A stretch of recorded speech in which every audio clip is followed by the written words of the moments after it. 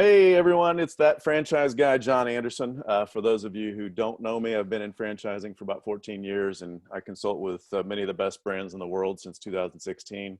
In this installment of the interview series, we have Toomas Niemann and Adam Smyth, founders of HealthyHabitats, and they're here to discuss their business. Welcome, guys. Thank you. Hey, so, as you guys know, I represent, many brands, hundreds of brands, and there's no way for me to really adequately present the way you will to candidates that I'm working with. So I like to get these interviews together and get you on and give you a chance to do a better job of it, frankly, to get people interested before we hand them over to you for more detailed conversations. So with that, let's go ahead and have you guys introduce yourselves a little bit, and then we'll move right into talking about the brand opportunity.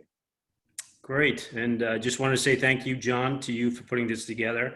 My name's Adam Smyth. I'm one of the co-founders of HealthyHabitats. I'm a graduate of the Massachusetts Maritime Academy, and I have a background in both environmental consulting and actually pivoted and have a background also in commodities, specifically the ethanol business. So somewhat environmental, but a little bit different. Hey, John, Toomas Niemann. I have a Bachelor of Science in Environmental Science and Systems Engineering from the United States Military Academy at West Point. I've got 20 plus years experience in medical device, environmental, and wellness studies and businesses, primarily in entrepreneurship for the last 13. So, Toomas, I know you're the primary vision, right? You've been doing this a little bit longer. And so talk about how your background evolved into the business opportunity and into what's become HealthyHabitats, the franchise model. Sure. So to probably understand the background, let's talk briefly about what is HealthyHabitats. Please. You walk around with this logo at the barber shop, at the deli counter, at dinner meetings, or what have you, and people ask me, what is HealthyHabitats? And quite simply, I state that HealthyHabitats is the pursuit of indoor environmental wellness. We're actually very proud of the fact that about 5-6 years ago, we trademarked the term indoor environmental wellness. So we understand that people are concerned about the conditions within their homes, especially now with COVID, and whether or not they adversely affect the health and wellness of their families. Prior to HealthyHabitats, there lacked a single comprehensive source that can assess situations, that can identify problem sources, implement corrective actions, and also provide ongoing preventative measures, as well as quality improvements within the home. That's where the HealthyHabitats franchisee steps in and fills the void. Quite simply, we make it healthier and safer to live in your home via evidence-based scientific methodologies, emerging technologies, and best practice products and solutions. We came across this brand, or this idea, if you will, due to our experiences in the medical device arena. Infection prevention has been a background of mine for quite some time, and we were pulled. I was pulled into the medical grade surface sanitizing side of things, where we developed a brand called Clinical Clean, which primarily focused on surface conditions.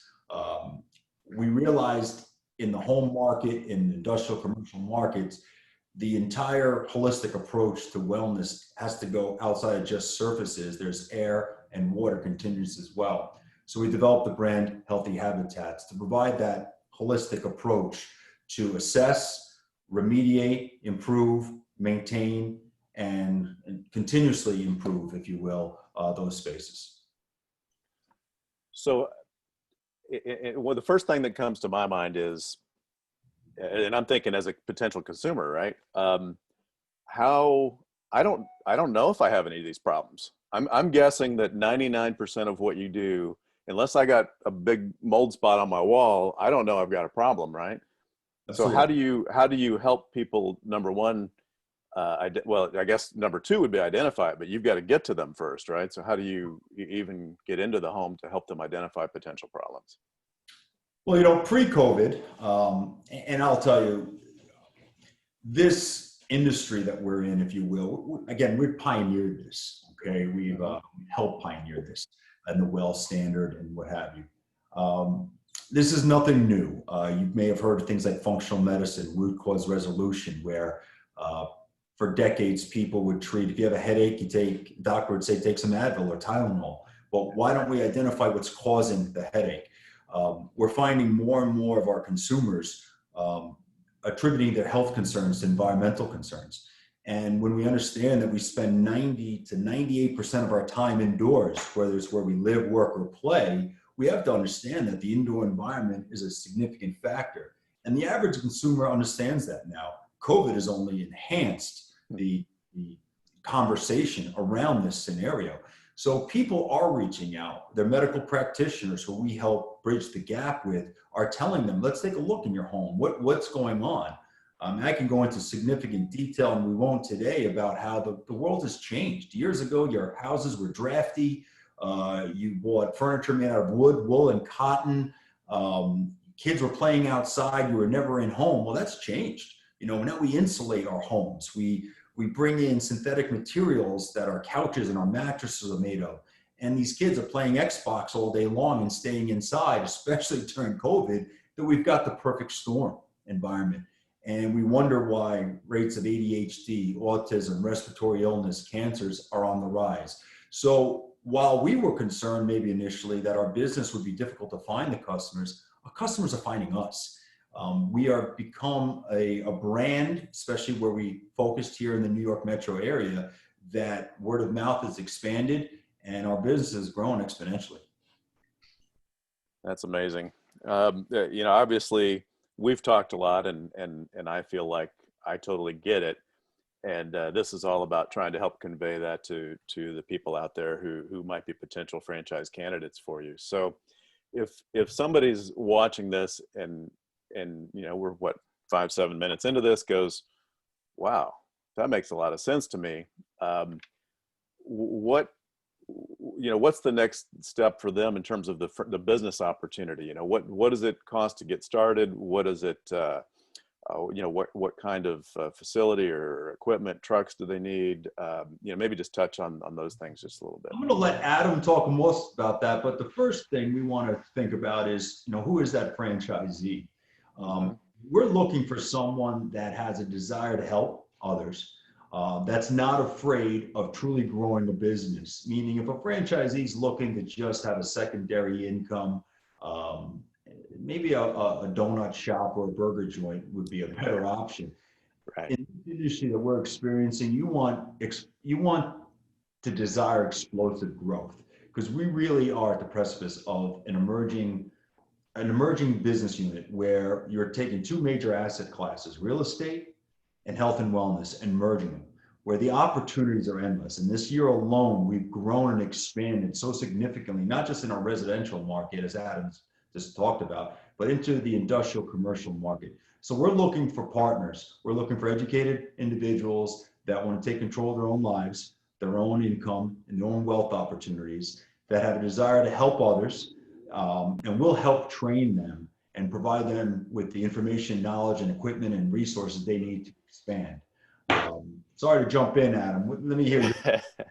Not a problem. I'll jump in and answer that specific question. Our FTD states around $100,000 total investment to get going. And when you talk about what are the tools, what are the things that we'll provide to get going, one of the things that struck me when I met Toomas is his experience in the municipalities of the world and the business of really utilizing municipalities to help grow the business. Because what happens in your community is something adversely affects somebody's home, or what do? They call the fire department, they call the police department, they call the municipality, and they say, well, here I have this issue. They say, well, we can't handle that, but guess who we use to do that? So one of the niches that we have that we focus on, that we will train franchisees on, is how to work with your local municipality to help them increase their indoor environment. And once that happens, that becomes the best sales pitch you could ever imagine.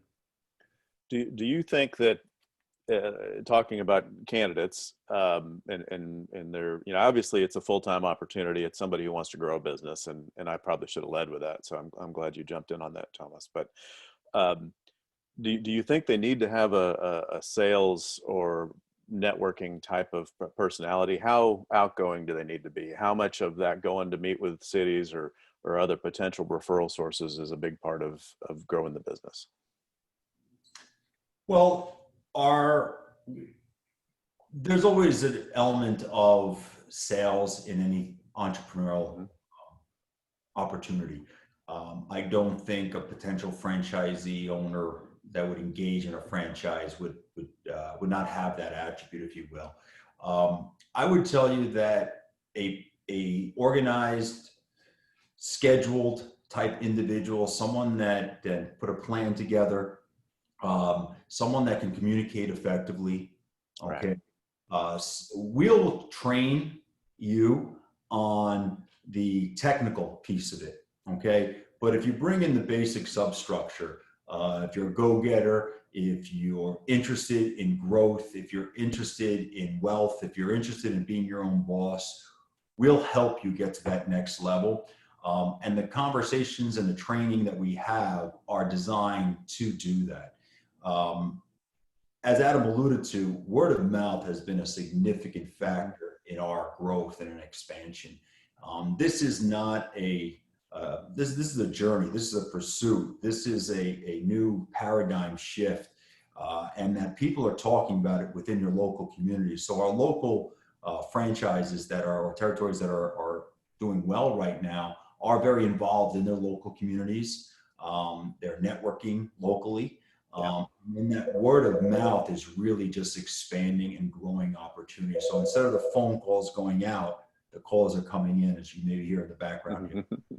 Well, I think, it's important. And the point that I wanted to get across is, you can be a pharma sales person or medical device person, and some great franchisees across many different industries come out of sales professions, but you don't have to be, right? If you can walk, talk, and chew gum and follow a plan and are hungry and probably share a little bit of the passion you guys, I mean, it's coming across, I think, in the screen, in the video here, that the passion you guys have for what you're doing.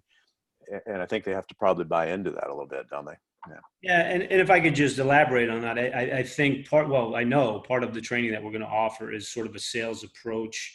What has made us successful building this brand here, and how can you replicate that in your local community? But as Toomas said, there's cheerleader. You're going to be able to develop with the service/sales training that we have, cheerleaders in your community.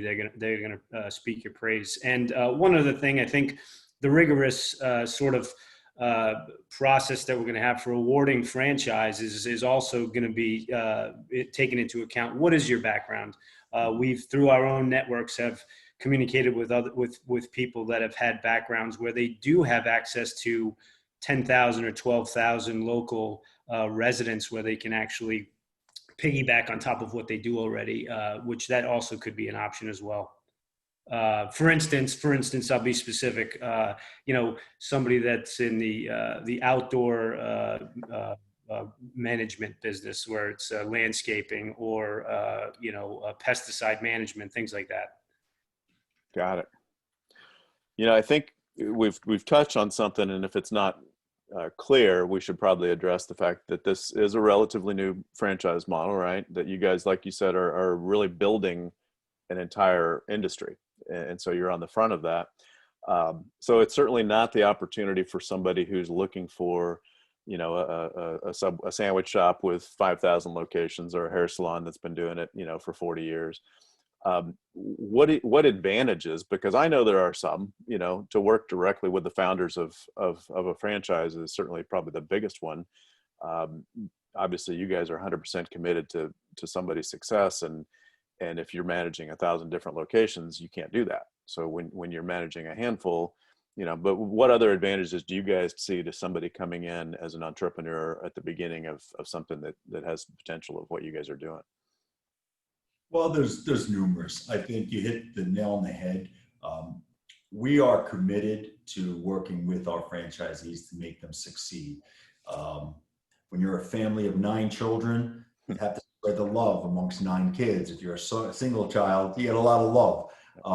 We're excited to work with that first 15 to 20 franchisees and help them grow. We're also excited to offer them the opportunity to buy Amazon back in 2010 prices versus today prices.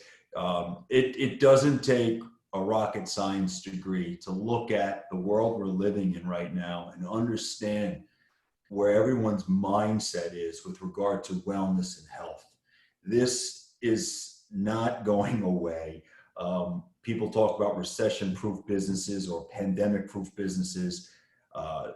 The explosive growth we've experienced since February of this year has been unbelievable. And even though COVID, we all wish and pray, end soon, and a vaccine will be introduced and what have you. Again, I say the paradigm has shifted, and people understand the need and value of the human genome and what we need to do to protect ourselves, yet they lack that help. So we're providing services in the residential market, which has been our core business. But now you're looking at commercial, industrial, from a consultative perspective, and helping guide them through these challenges that they'll continuously see year in and year out. And I know you've referenced it a couple times, and here just to elaborate, that was very timely, and I'm glad you did, because it was on my list of things to bring up was, how have you performed during the last 6 months? And for those watching this video in the future, this is mid-October 2020, and we've been in the middle of a pandemic for 6 to 8 months. So video lives forever on the internet, right? So sometimes I like to make sure we clarify that. So this is good stuff, and I think it's very timely, because we're dealing with a lot of franchise candidates who are looking for, they've been laid off or out of work, or like working at home or independently, and this is their opportunity to start something. $100,000 in the scope of starting a business is very modest. A lot of people have the ability to get that kind of capital, and so it's an opportunity that's timely, and I think that COVID piece is real important. So can you talk a little bit more about what exactly the training and the support would look like? Maybe Adam? Yeah, sure. Yeah. So the program will consist of classroom training when it comes to what sort of devices, what sort of equipment we use. One thing that I don't think we touched on, but exactly what is it that we do, like to get into the details of what we do. One of the things that's most important that we're able to teach people is what we call our healthy home and healthy business inspections and assessments. Those are the things that we have, or Toomas in particular, has really polished over the last 13 years to create. And what that is what in the home, from air, from water, from surface issues do come up, and how can we address those issues, and not just address them immediately, but then how can we put a program together to help you on a regular basis manage your indoor environment. One of the things that struck me when Toomas and I last talked, not last talked, but when we talked back in March, when he was telling me about the success that his business has been having since COVID, is when I was in my home in March, it was all I had, right? My home became everything to me. And I just remember thinking how much I depend on everybody on the outside to help me manage my home, and how important it would be for me to be a little bit more educated about my home, especially how healthy it is inside. So our healthy home and healthy business inspection is the classroom part of the training that we're going to be able to provide our franchisees when we do sit down with them. Secondly, there's on-site training with clients. There's on-site training with our municipalities, our business clients, our residential clients, to actually see mostly how we do the service and how we interact with them, and how we utilize those relationships to then also move into the sales and service aspect of it, and how we grow that business with other clients, how we ask them for referrals, how we continue to manage the relationship so that we don't have to ask them for referrals anymore. They're just willing to pick up the phone to friends and family and local business leaders and local municipalities, chambers of commerce, and say, holy mackerel, these guys are amazing. I don't know how I'd live without them before this. You have to meet with them. So That's the sort of training we're talking about in a nutshell. Mostly on site, some in class, how we use the equipment that we need in order to perform the services. Yeah, that's awesome. I certainly should have probably led into that better, because I think the way you framed it was perfect. How does the franchise candidate really understand what they're getting trained on if they don't understand how they get the business and go into the customer's home? One thing you touched on that I love as a potential, candidate is how do you help them on an ongoing basis? Because in my mind, that's recurring revenue, right? That's not, you're not having to go in and present and sell again. They continue to come back and, and use your services on an ongoing basis. So any model that has that is very intriguing to me. So. John, if I may just jump in, one thing we haven't discussed is you hit it on the head. Our program is designed on a membership basis, residual income model. So we're looking for our franchisees to generate anywhere from 250 to 1,000 members within their portfolio, that they will provide routine services, whether it's quarterly, monthly, semi-annually, as well as stay in touch and communicate with the homeowner for upsell opportunities. I think that's the true value. And even in the end stage value, when you develop a business like that, you've now developed a going concern that has significant multiples when you're looking to sell or separate from the business or retire when the time is right. So we're really excited about that. Those of you that are listening that are entrepreneurs at mind, or business owners or former business owners, can appreciate that type of business model. That's what we structured, and that's what we're going to help train you to accomplish. So we're extremely excited about that. What size? I mean, obviously you guys are in New York, Long Island, right?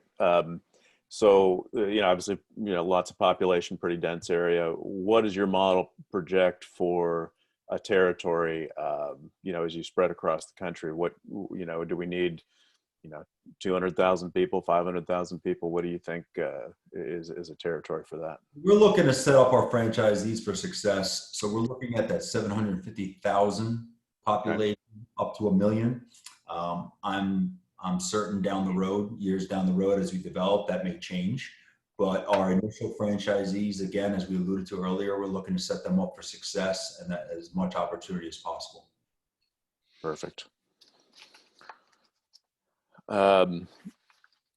Let's see, we talked about cost to get in. Obviously, those people who've worked with me before understand that, financial projections are tough to get into, but certainly if somebody has an interest and a passion for the business, I've talked to you guys enough to confidently say they're going to be happy with the returns that they'll get.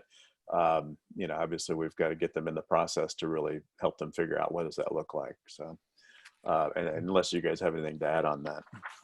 I'm sure when they get into the process and have an opportunity to speak to a franchisee currently in operation, I don't think the answers that they're going to hear will upset them. Fair enough. So I think that we've hit on a lot of different things. I know that we could probably talk about the industry potential and the business, for hours, and the extent of, the extent to try and keep this video manageable. Is there any last thoughts, anything that maybe I didn't hit on that you think is really important for somebody who might be considering starting their own business, and or maybe got a little bit more curious about what you guys are doing because of this conversation? Is there anything that I didn't ask or touch on that's I know I'd like to leave Toomas the last word.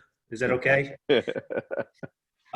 So listen, my only comment is sort of from 20,000 feet, and what HealthyHabitats has been doing for 13 years in pre-COVID is vastly important.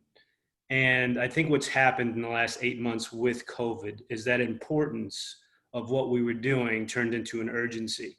And although I don't like to operate in urgent times, sometimes urgency shines a light on what's important. And whether it's COVID, which goes away tomorrow, whether it's Legionella, whether it's any SARS, MERS, MRSA, any indoor environment, and even even allergens, dust, whatever it may be. The indoor environment has been sort of overlooked on the scope of wellness for such a long time. So this urgency right now that we have hopefully goes away, and the light of importance on this will remain, and Healthy Habitats will be at the forefront of not only an emerging market, but a changing market. And to your point, the next franchise are going to be part of that change. So that's why you want to join us. And then one quick comment I have is that when we mentioned that we are an emerging brand, okay, we've been operating for quite some time. There's something that we take great pride in, and when COVID first introduced its ugly head back in February or so of this year, the largest fire department in the United States reached out to us as a resource. And we were the first responders for FDNY and provided relief services and products to all fire stations within the city. While we are an emerging brand, we are the pioneers of this brand, and we're the most respected brand in this new industry, if you will. So if that doesn't excite you, those of you listening, then this is not the right opportunity for you. But if it does excite you, please give us a call, and we look forward to working with you. That's awesome. Yeah, and I think that to finish up, you know, as I understand it, you guys have what, 14 or 15 different lines of work that you do, and yeah, there may be a company out there that can help with mold. Maybe there's a company that can install a soft water machine. Maybe there's a company, but nobody's doing everything, and nobody's coming into the homeowner's house or the home. It's a little redundant, but coming to the homeowner and saying, let's look at your whole house and figure out what might be making you unhealthy, and maybe to the point you don't even know about it. Like, I feel pretty healthy, but I'm sure there's stuff in my house that's a headwind, if you will, if nothing else, right? So I definitely appreciate the time here today, guys. I think this was valuable, and I know our viewers will get some insights out of it. Anybody who is watching this and would like to learn more certainly can reach out to me at thatfranchiseguy.com. I'll be having this up on LinkedIn, and certainly you can message me there. Toomas and Adam, thank you guys very much, and look forward to spreading the word on Healthy Habitats. Perfect. Thank you, John. Appreciate it. Appreciate it.